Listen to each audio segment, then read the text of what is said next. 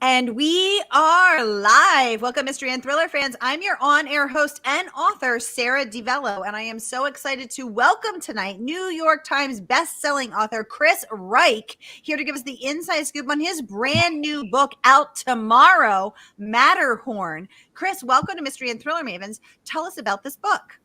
Sara, thank you for having me. It's great to be here, and what a fun day. It's always, when your book comes out, it's a special day in the year because it only happens once a year or sometimes even longer.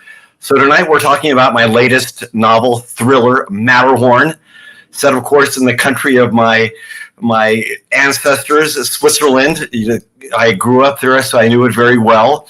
So Matterhorn is a story of, it's kind of a story of revenge and betrayal. The story of a retired or hiding CIA agent, Mac Dekker, Mackenzie Dekker, who, for reasons that you will discover, is hiding at the starting of the book in a small alpine town called Zinal at the head of a valley, hidden away from the world. For 8 years, he's been hiding. But why? The book opens up with an exciting scene on the Matterhorn. Of course, that's why the title is there. Where there is betrayal and death that lures Mac out of retirement, where he has to use his own personal, well-developed set of skills developed over a long career in the U.S. Marine Corps and the CIA to track down and find the people who killed his son and, as I said, brought him out of retirement to risk everything he's tried so hard to save. Ooh, well, so much to talk about here, and I can't wait to get into every delicious detail. I just want to quickly say hello to everyone because we are broadcasting live to 6 different destinations across Facebook and YouTube. So, hey, mystery and thriller loving friends, no matter where you're watching from, you're in the right place. This is the right time. It is Mystery Monday, and because Mondays can be murder, we're going to make them a little less painful and get your week off to a killer start. So, if you've been here before, you know the drill. And if you're new, welcome, friends. We're so happy to have you. Here's the drill. Every Monday, I give you my handpicked featured authors, and you get to ask them anything. So ask Chris about his process, about his childhood in Switzerland, about the Matterhorn, about the CIA, his character, Mac. We have a lot to chat about, and you can just get those questions going in the comments. Let's jump right in. Renee joining us from Southeast Florida, saying, hi, Sara and Chris. Hi, Renee. She's saying Switzerland is gorgeous. Robin joining us from Facebook saying, hi, Sara and Chris from lovely Coeur d'Alene, Idaho. Sounding very French in Idaho there, Robin. I love it. Sharon joining us from YouTube saying, hi, Sara and Christopher. Hi, Sharon Bishop. So good to see your name pop up. Renee saying, I love the other books that you have written. I can't wait to get to Matterhorn. Well, fortunately, Renee, you won't have to wait long because Matterhorn drops tomorrow. She's saying, oh, happy early pub day. Thank you, Renee. Margaret joining us from Portland, Oregon, saying, grew up in Switzerland. Do you speak French and or German? I speak both. I speak French pretty much like English. Not that I growing up there, but I worked in the Swiss watch industry for about 6 years, running a Swiss watch company, and all my employees were French speakers. So it was, I had to learn French pretty darn quick to run the place. Very cool to know that you worked in the Swiss watch industry. Renee wants to know, Chris, where are you currently living? Are you joining us from Switzerland? No, I was just there a couple weeks ago on my honeymoon, my second honeymoon actually, and but I live in Newport Beach, California. So not putting those French and German skills to use today. That's so stacked up. When I was just over in Europe a few weeks ago. Nothing makes me feel better when I can speak a different language. Shakespeare always said, a person has as many souls as languages he speaks. So when you're getting over there, it's like, wow, you're a different person when you speak French, or you're kind of more exact when you speak German. So it was one of them. I'm really happy that was able to learn those languages, because it really expands your worldview and just your interior view too of who you are as a person. Ooh, well then, according to Shakespeare, I have 2.5 souls. That's good. Margaret saying, have you been on the Disney ride? How does it compare? Any marketing opportunities there? Sorry, I'm a SoCal gal, so it comes to mind first. Okay, tell us about what is she talking about, Chris? Well, of course, I also grew up primarily in Southern California, and I'm old enough. So the first time I went on the Matterhorn at Disneyland, I had that e-ticket, which is, what you needed to get on the best of rides. You have the Jungle Cruise and the Matterhorn. Those are the two ones that demanded the e-ticket. But of course, this book is not at all about Disneyland. It's about the most iconic, well-recognized mountain peak in the world, the Matterhorn, that looms above the valley in Zermatt, Switzerland. One that was first climbed in 1865 by the English climber Edward Whymper. He made it up to the top with 7. On the way down, 4 of them died. Ever since then, even though it's not the hardest mountain to climb, every year, between 10, 20, 30 people die climbing this mountain. So it is still deadly. I can tell you, when you go to the Matterhorn and touch it, it has a presence. It has a spirit. It is a massive rock, 4,000 feet high, starting at 10,000 feet, going to 15,000 feet of granite. And you feel it's kind of almost, I don't want to say evil, but it has a presence. What kind of presence would you say it is? It's a looming presence. I mean, when I went up there, it scared me because I was trying to climb it, and you could just feel it's like this thing. This takes people's lives. Okay, do not underestimate this. Other people look at it and say, "Oh, it's just a beautiful rock," but I think it's. I'll just say this: it has a historic presence. It makes you feel like it's there a lot more than other mountains do. Wow. So I will admit that I did not know what the Matterhorn is. So I had to Google that as I was reading, as I am not a mountain climber, and did not know what that was. Although I do like to climb the Red Rocks in Arizona and out west, and I have felt that those Red Rocks do have a presence, a pulse.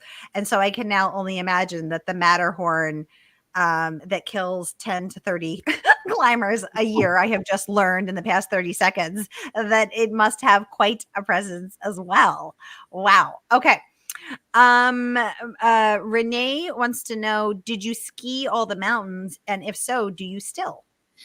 Yes, I'm a skier. I've skied. I mean, I've skied in Zermatt a lot, and in Arosa, and of course in California. So, my knees are a little bit shaky these days. But we were just up there a couple of weeks ago. The snow was great, and it is the ski there it truly is a ski paradise. First of all, Zermatt is the most deluxe ski resort. There's only gondolas. There's no T-bars. There's no chairlifts. You're in a well-protected, beautiful gondola to take you up and down. The runs are so long. It is just, it's paradise. Loved it. Wow. R. Lynn joining us from YouTube saying, hi, Sarah and Christopher from Rochester, New York. Hi, R. Lynn. Thank you so much for joining us. Robin saying Newport Beach is quite a difference from Switzerland. Yeah, that is a big difference culturally and weather-wise and language-wise and culturally all the ways. Christopher, tell us about that. Well, it's funny. I grew up about half the time in America, half the time in Switzerland. But then when I started my professional career, I was working in Switzerland. And after about 7 years there, the weather there is a little bit challenging, especially if you live in the cities, Zurich or Geneva. They have this condition where the fog rolls in early October and doesn't really roll out until the end of April. So my goodness, you crave sunshine. And, I had to come back sooner or later to America and to California to get some sunshine because it just makes you feel better. So a big difference culturally, certainly meteorologically, but I love America. Happy to be back here. Love visiting Europe. Love living in California.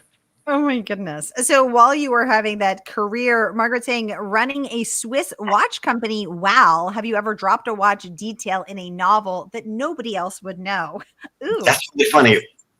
I think I can't remember exactly what watch I may have mentioned, but I do once in a while mention a watch or a shoe or a clothing brand that might give some kind of clue to a person's character. So, yeah, so I was a Swiss banker first. My first novel, Numbered Account, that came out in 1998, was based upon my experiences working for the Union Bank of Switzerland. And from there, I transitioned from there to the watch industry. I say, I had the holy trinity in Switzerland: watches, banks. The only thing I missed was chocolate. So, but instead, I decided to start writing books, and so that's where I am now. I think you should provide Swiss chocolate to go with the Matterhorn. I think we should have some branded chocolate here. Renee's laughing with us. I love it. Okay, Chris, let's talk about so your book Matterhorn is dealing is your main character, your protagonist Mac, is a Marine turned CIA agent. And interestingly, last week we hosted real life Marine turned CIA agent Adam Sykes. So we went from the real life to the fictional. Tell us about your research into the process of creating Mac. Well, one of the great things about being a writer and having some success is that a lot of people will talk to you. If you ask them politely, they will open doors and allow you into kind of the inner sanctum. And from my first book on, I've spent a lot of time developing contacts, making friends in the American intelligence industry or community, excuse me. And so I draw upon those contacts whenever I write my books. This is not the first book I've written with a CIA agent involved, but it's really one of the great pleasures and honors where you get to meet with these people who truly do dedicate themselves to America's well-being without being ever honored or recognized, but learning the ins and outs of their profession. And I try to work that into these books. Now, in this book, Mac is a retired CIA operative. He worked at the end of his career. He was working in the Middle East, in Israel, in Syria. He drew upon his experiences as a sniper, and they used people like Mac they insert them into, let's say, conflict areas, in this case, Syria, and they use people like him to eliminate, liquidate, kill high-value targets, HVAs. Okay, so that was his last job, which is a very strange job because the contrast from work and not working is so extreme. One day you're sitting in Tel Aviv, you're having a nice meal, looking over the Mediterranean, sparkling water, fresh fish. Next morning, you take a van out to a air base in the Israeli Negev desert. You board a helicopter. You fly in 2 hours into Syria. All of a sudden, you are in a war zone. Your life is at risk, and you are tasked with eliminating one of the enemy. And so no matter how many times you do take a life, and make no mistake, these people are taking lives, and they know that, it starts to wear on you. So I don't think we realize, I don't want to call it PTSD, but when you do this job repetitively, it takes a toll, and we should be aware of that. Absolutely. And my OG mavens, my who've been with me for all 4 years will remember that we had real life sniper turned writer. We had a real life sniper turned writer on twice, and he shared that he does have PTSD and uses meditation and mindfulness techniques to try to overcome that. Having lost his best friend and partner in crime in Syria, and then coming back and actually designing the sniper course for the Navy SEALs. He's the one who creates sniper school, which we also learned was a thing. And we talked a lot about the PTSD that they must deal with, because when you are in hypervigilance mode and when your life is literally on the line and you could die, that does take a toll on the psyche. So it's important, I think, we address that.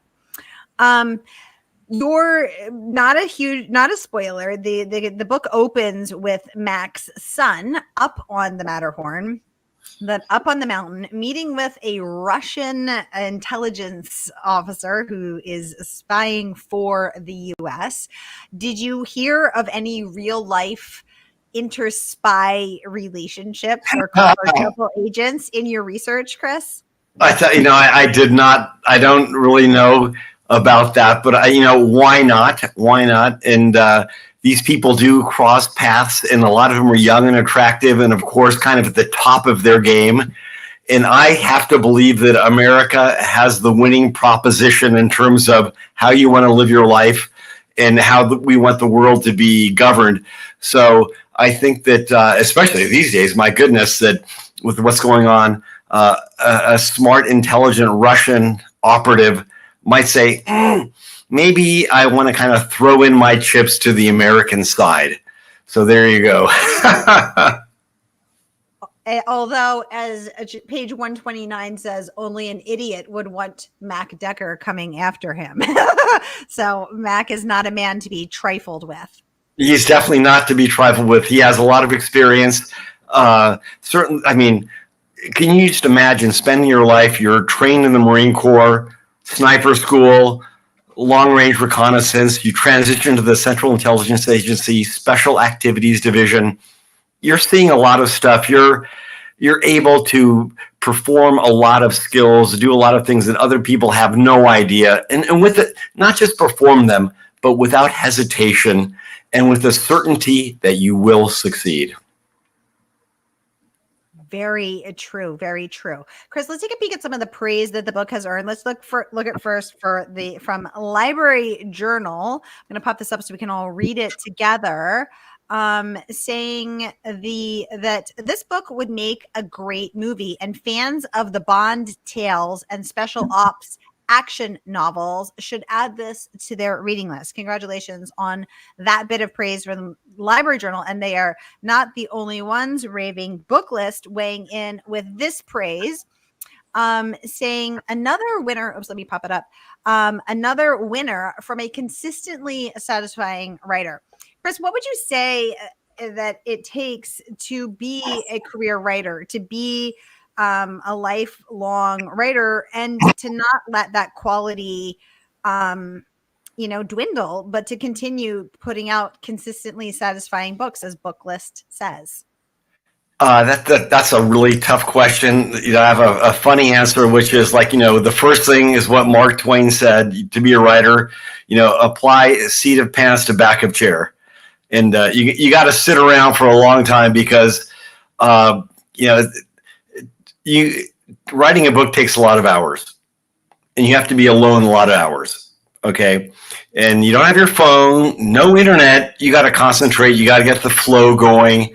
But I think that you have to have, a lot of interest in the world. For me, of course, I love current events. I love politics.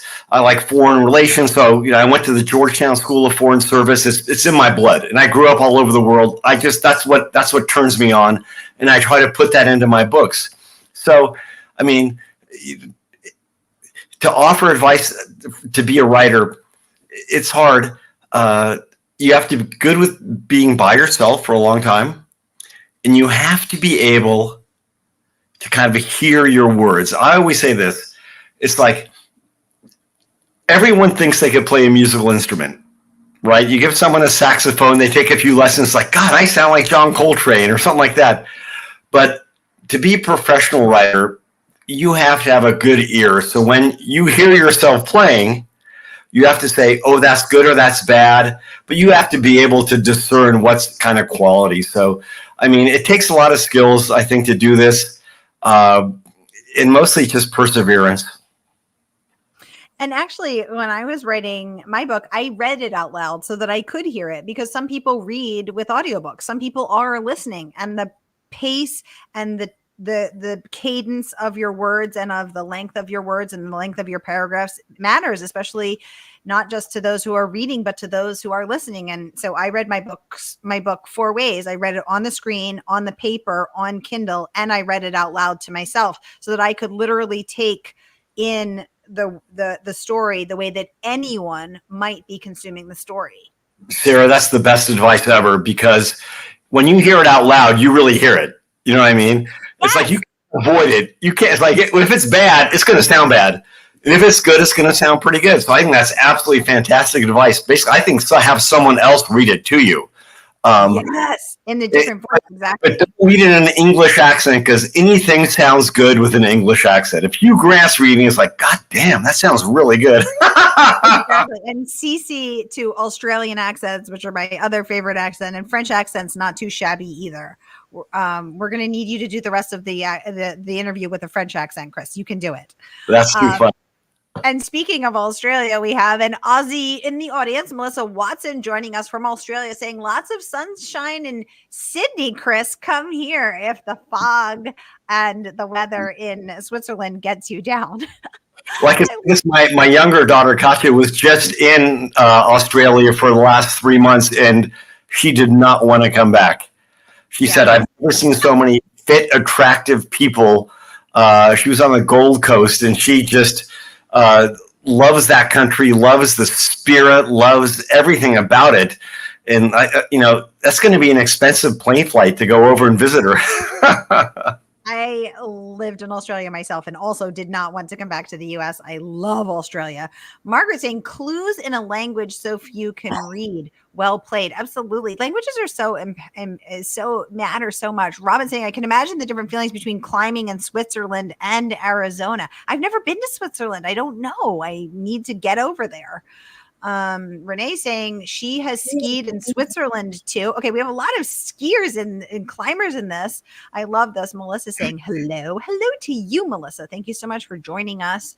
Margaret saying, I believe it is about the spirit of the mountain. Nan Shepard's The Living Mountain, about the Cairngorms, was a spiritual journey. Yeah, mountains have energy, right? Nature has energy. And apparently, Chris saying the Matterhorn is not evil, but does take some significant lives. Oh, thanks for all the hearts up on Facebook, you guys. They're loving us, Chris. They're giving us lots of love. Thank you, guys. Robin saying polite interest is a great method to create contacts. Speaking of your CIA and Marine agents contacts, absolutely. Allison saying, I cannot wait to watch this replay. Yes, so many of us are going to watch the replay. Not everyone is here on live, and that's great. We love our replay watchers. Allison, our fellow author, great to have you in the house, in the audience. She says, this book sounds incredible. Well, what a perfect note to mention. The book's not even out yet. Chris is coming on tonight to give us the exclusive inside scoop on Matterhorn and to take all of your most burning questions. So y'all, here is the link to pre-order, whether you're watching on Facebook or YouTube. Here is that link. Get your little fingers clicking. And the good folks at our favorite woman-owned independent bookstore, Murder by the Book, will ship the book to you tomorrow morning. So Facebook or YouTube, start clicking and get your mitts on Matterhorn and the world of Mac Dekker. Melissa saying, oh, that's fabulous to hear. Go visit your daughter. You will love it. The Gold Coast in Queensland is amazing. I lived in Queensland. It is amazing. Sharon saying she loved Australia too. It's so good. Okay, Chris, we're going to need you to center your next book in Australia. Margaret saying, donnez-nous un accent. Chris, you'd say that better than me. You take it. Donnez-nous un accent, s'il vous plaît. Bonsoir tout le monde. Je m'appelle Christopher Reich, je suis écrivain. Je suis là avec vous. Alors, je veux tout simplement dire merci pour être là. Et bon, j'espère bien que vous toutes lisez mon nouvel livre, Matterhorn. Ooh, Chris dazzling our inner ears with his speaking en français. En française. We weren't expecting that, but we love it. Melissa's saying yay for the Australian accent. We're going to need to hear that next, Chris. I can't do that one. Maybe my other Chris Hemsworth. I wish he was here. He could do it for you. Maybe he could play a role in the movie adaptation. I obviously love it. Renee wondering, which one did I like best? Australia? Do you mean, Renee? Let me know which one. I'm sorry, I lost the train of thought on that one. Chris, tell us if someone submitted this question in advance. Pam, who will be watching the replay later, she wants to know, do you have a favorite scene in the book? No spoilers. No, without a doubt, I do. That's a great question. Of course, the book is called Matterhorn. And so, the Matterhorn is one of the most famous and most frequently climbed mountains in the world. Okay, the Matterhorn is all about climbing. And when you or I climb, it will take us about 10 hours to go up and back down. But these days, these kind of elite alpinists set records running up and down this mountain, which is basically vertical, but there's a lot of little places for your hands and feet, up and down in about 90 minutes or less. One mistake, one falsely planted foot, and you will fall 4,000 feet to your death. So it is, one of the most scenic, perilous mountains in the world. And the last act of my book does actually take place there on the Matterhorn. So that was without doubt my favorite part. And I hope when you read the book that your palms will be moist and sweating, and you will feel the wind whipping your hair, and you will look down and say, oh my gosh, one false step and there I go. That is intense. Renee wants to know, are you a climber? Sounds like he is.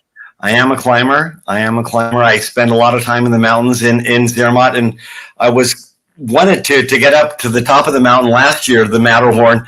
I had a little bit of a family tragedy that prevented me from being over in Europe, but I am going up this summer. So, we can come back and do this in September, and I'll put a picture of me or a video waving a little flag from the top of the Matterhorn. What kind of flag? I guess Matterhorn flag. American, or from my publisher, I'll just take the book here. Yeah, that's it. There's only one right answer, and the answer is your book. The book. Renee wants to know, when and where do you write? I write. I do not like to write at my house. I have a dedicated office where I go. From my house, I'm walking around. I have the big 75-inch TV screen. ESPN is always a click away. So I go to a dedicated working space. I was trained as an investment banker, which means I work long hours. I try to get to work by 7:30, and I just sit at my desk pretty much all day long until I'm done. I try to write longhand in the morning. So I write longhand on a yellow legal pad, take a break, have some lunch, sometimes rest, then come back and type what I wrote, if hopefully I can read it, into the computer. So it's a day-long process. Wow. So I just want to make sure I understand, at work by 7 a.m., this dedicated workspace, which is an office outside of your home, away from the temptations of ESPN, you write it longhand, take a break to have lunch, a nap. So you have a special napping bed? I do like napping. So, if I could find a couch somewhere or zip home for a quick nap, that's worth it. You go all the way home and take your nap, then all the way back to the office? I live so close to my office. I can get back and forth within 1.5 minute song. Oh my God, you should put a nap couch, a napping couch. If it's stairway to heaven, I'm going to make it there and back easily. And naps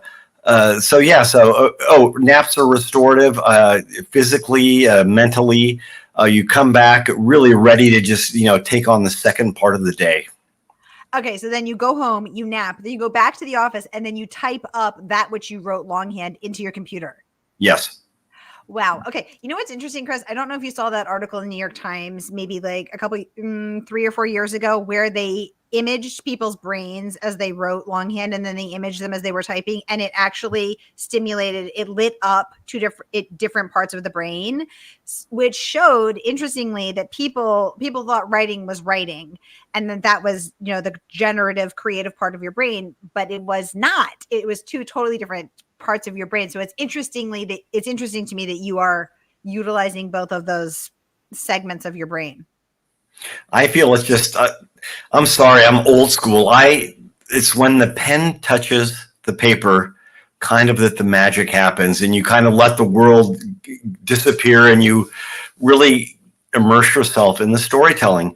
But I think more and more I am, the odd man out. I know Stephen King, who's probably our greatest living writer, will sit at a Boston Red Sox game with his laptop and write on the laptop while he's watching, balls and strikes. So good for him. I'm not so evolved. My brain is not made to that next level. That's when he's not holding his giant catcher's mitt waiting for a ball to come into the place where he sits, which happens to get an inordinate amount of fly balls. So when he's not protecting his face with a mitt ready to catch his next foul ball, then he's apparently out there with the notebook. Oh my gosh. Okay, so some of us are still thinking about the French accent. Arlene is here. Sorry, not French accent. Your burst of Française saying, "Ooh, that French sounds beautiful." Robin saying what he said. Sharon saying, "Ooh, sexy." Melissa laughing with us. Margaret saying, start a hashtag. Get your mitts on the Matterhorn. I think I did say that, Margaret. Okay, that's where we're gonna get it trending. Hashtag get your mitts on the Matterhorn. I love it.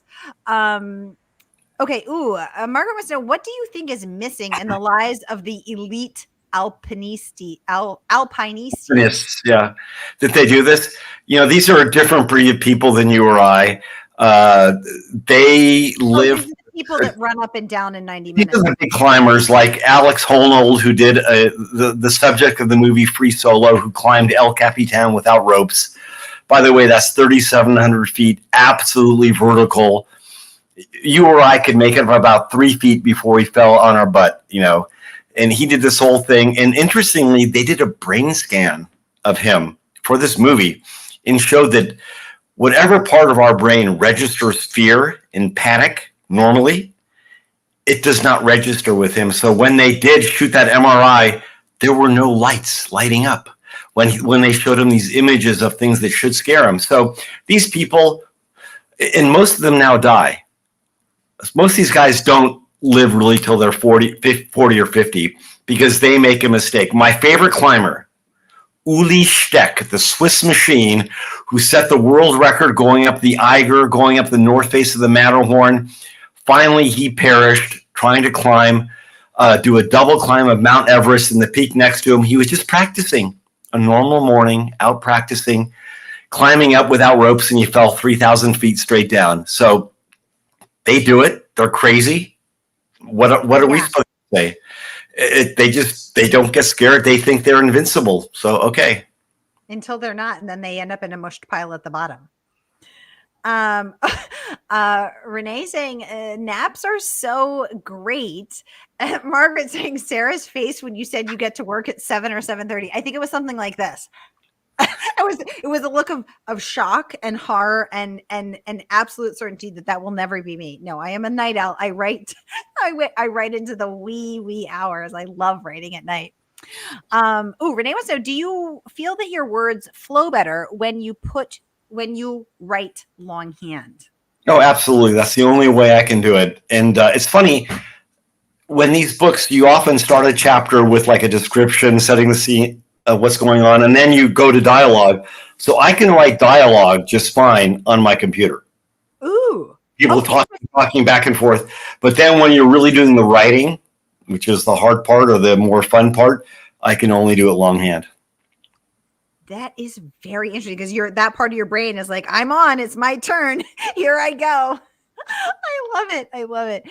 Oh, Margaret is saying my face is best described as dismayed. Yeah, exactly. It was dismay and horror. It was shock and horror. It was like that level of Stephen King. Now the greatest, Chris Harris is the greatest living writer of our time. It was a Stephen King level of horror at the 7 a.m. Margaret wants to know, do you reward yourself with a book haul after any particular milestone, like a launch? Yeah, what's your reward? Do you get books? Do you have a party? Do you have cake? I book haul all the time. There's definitely, like one of these people, I have like 200 more books than I could read at any time. It's my passion. I love reading. So I'm always, the second I see something that looks good, I'm buying it. Buy it this way. I have a stack over in the corner already. So, but it's funny. I used to buy a set of golf clubs or a really nice new watch. I'm old enough. I've been doing this long enough now where just finishing the book is satisfaction enough. Aww. And I'm blessed to have a nice life, and my kids are grown up. So I'm at this next new phase of my life. So I just like to do it really feels good to try to write a good book and go, "Pat, that was good. I made that work," because when you write thrillers, there's a certain formula about them. And the secret is you have to follow the formula, but still make it seem new to the reader. So, each time I've done this, 15, 16 times. I've written a lot of screenplays, short stories. It doesn't ever get easier, ever. It just doesn't, sorry. Because there are always new stories and new characters. But I'm more familiar with it and I enjoy it more. Renee wants to know, well, what kind of books do you read? And Margaret adding, besides thrillers, what is a genre? Oh, you know what? These are two separate questions. Renee, what type of books do you read, Chris? No, those are both related. I read primarily nonfiction. I mean, I have a few fiction writers I love what I've just read, The Wager by David Gran. I love historical fiction, so I basically just reread all of Hilary Mantel's books, Wolf Hall, Bring Up the Bodies. That she's the most amazing writer and most brilliant person who sadly just passed away. And I love Henry VIII, so I love all that history stuff. Love it.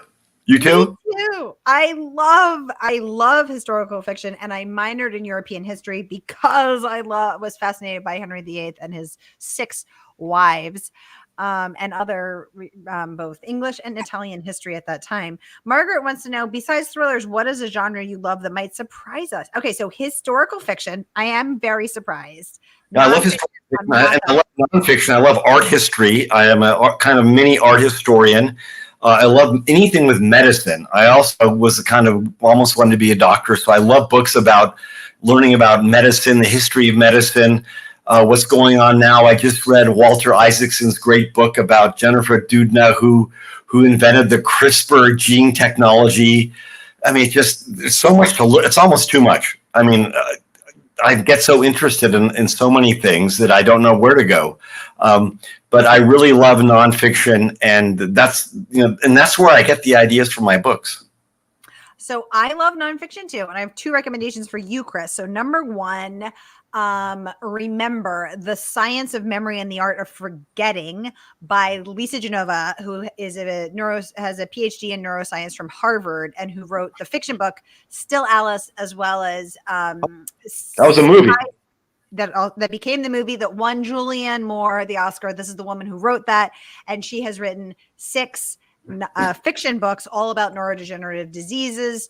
The latest of which is about bipolar disorder, which comes out next January. But she wrote her first nonfiction, which is Remember, The Science of Memory and the Art of Forgetting, which is about how memory works, which I think you would be, and how the brain works, which is fascinating. And then the other nonfiction book that I'm reading right now for your art interest is called The Art of Seeing by Bianca Bosker, who I just had coffee with yesterday.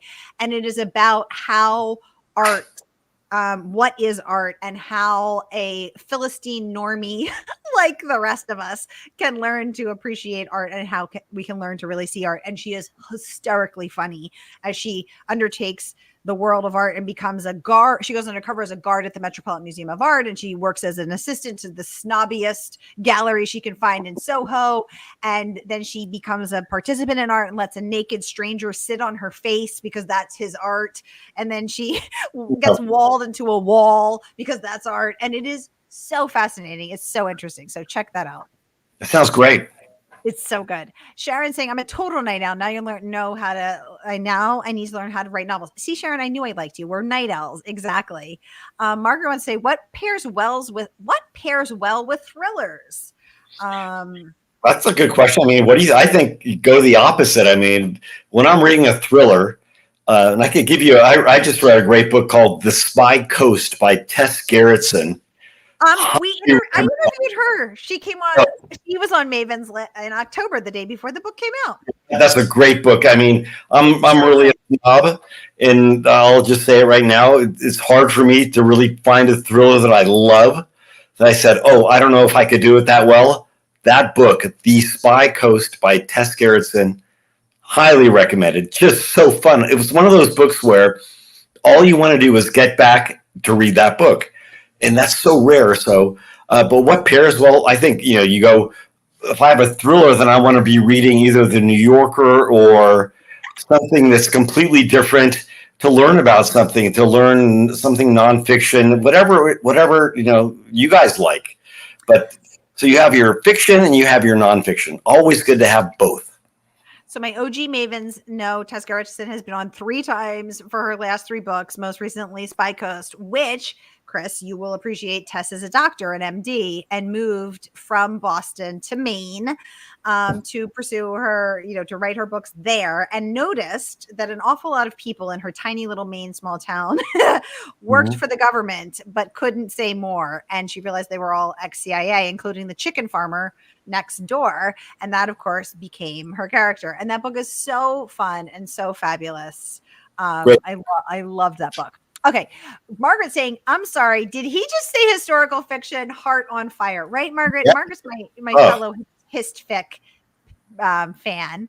Renee wants to know, oh my God. Okay. This is a very specific question. And I dig that. Do you keep your books in piles or on bookshelves? Well, I keep them in piles until I read them and then put them on the bookshelves. But I mean, I have like 30 books next to my bed right now. So yeah, but I have to get through one at a time. I keep buying them. I don't know why. I love that. Sharon saying, if you like historical fiction, you should check out Broadway Butterfly. He should check out Broadway Butterfly. Thank you, Sharon. Yeah, Chris, your book there? That's my book. Yes, I read your book. Now you've got to read my book. I will. Promise. Yay. Renee saying they both sound so fascinating. Robin wants me to do an event with Bianca Bosker, my new art friend. I just met her. I just met her. She's very lovely. Margaret saying he's shaking his head at that one. I love it. Renee says she loved it. Yay. We love Tess. Tess is a wonderful. Oh, hi, Jane Brannigan Kaufman. Thank you for joining the conversation, saying, yes, Spy Coast was such a great book. Margaret saying that's so funny. Yes, to Maine. Oh my goodness, everybody's loving it. Yay. Jane saying Sarah's book is fantastic. Oh, Jane, you're so sweet. Thank you. I'm going to Venmo you that $5 later for the compliment. Just kidding. Y'all, we are out of time. We're actually over time because we're just having so much fun. We can't stop chatting with Chris. And here once again is the link to pre-order. Okay, Chris, since you sprechen Sie Deutsch, and we've already heard you parler français. Things are getting crazy here. You scared me. I do scare you, and I'm going to scare you more. Okay, so let's hear you say pre-order Matterhorn on Deutsch. Ja, meine Damen und Herren, hoffentlich können Sie sofort mein neues Buch, das heißt Matterhorn, so viel Pre-Order auf Amazon oder in einen Buchschriftsteller irgendwo. Dankeschön. Oh my God. Okay, that sounded like we were being screamed at, which German and Russian just do. Now you got to soothe us with some French. Yeah, no.